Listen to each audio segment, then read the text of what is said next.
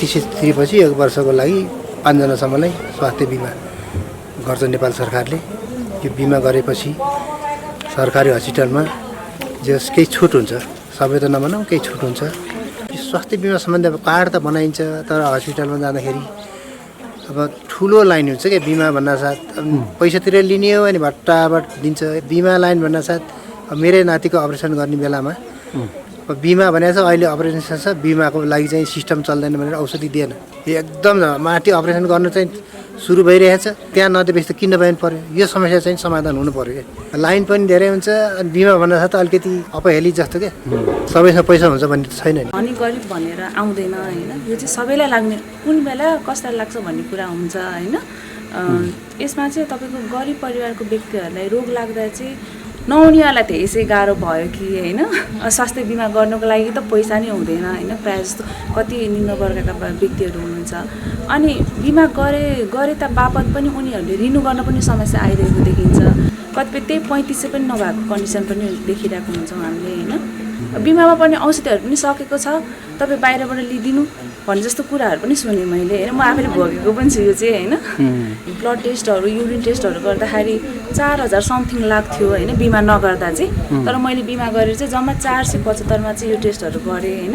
त्यही युरिनमा समस्या देखा परेर मैले फार्मेसीमा औषधि लिन जाँदाखेरि यो चाहिँ आज सकेको छ, तपाईँले बाहिर लिइदिनुहोस् है भनेर भन्नु।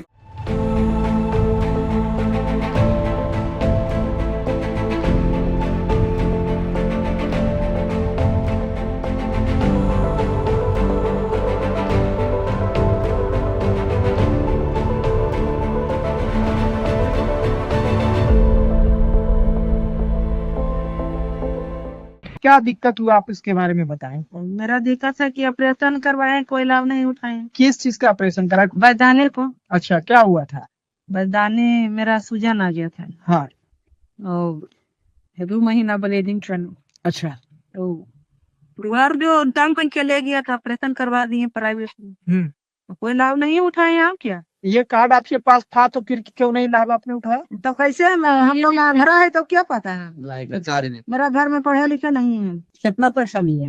वहाँ तो लग गया 1.5 लाख रुपया। 1.5 लाख जी। प्राइवेट से कराए तो क्या लगे, 15 दिन तो रख लिए सीटर में, तो 1.5 तारीख है हो करेगा नहीं उतना खर्च। बाद में आपने इसके लिए कहीं पे कोई पहल किया कि अगर ये कार्ड आपके पास है इसके तहत फ्री इलाज होता था। कोई नहीं, आपने डीएम को या फिर कोई भी नहीं किया है। कोई नहीं। आप कहीं पे कोशिश की ना, कोई नहीं, देखवे नहीं किया कार्ड में।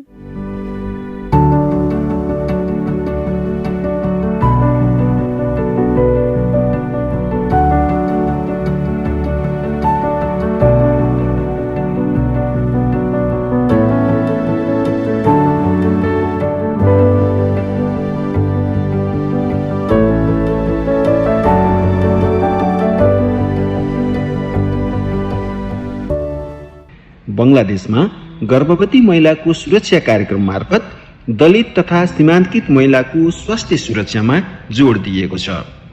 দেখা হওয়ার পরে ওনারা আমার কিছু তথ্য বলেন আর কি কি কাগজপত্র লাগবে সেইগুলো বলি দেন। বলি দেওয়ার পরে আমি সেই কাগজপত্রগুলো নিয়ে একদিন অফিসে হাজির হই। হাজির হওয়ার পরে ওনারা আমার থেকে সেই কাগজপত্রগুলো নেন, নিয়ে অনলাইনে জমা দেন। আর কি কি কাগজপত্র লাগবে সেগুলো আমারে বলি দেয়। বলি দেওয়ার পরে একদিন অফিস থেকে আমারে ডাক আসে, আমি সেই জায়গায় যাই। যাওয়ার পরে আমি সেই কাগজগুলো ওনাদের দিই আর ওনারা আমারে বলে একটা ব্যাংক অ্যাকাউন্ট খোলার জন্য। আমি সেই ব্যাংক অ্যাকাউন্টটা খুলি। খোলার পরে এখন প্রত্যেক 3 মাস অন্তর অন্তর আমি 2400 করে টাকা পাই।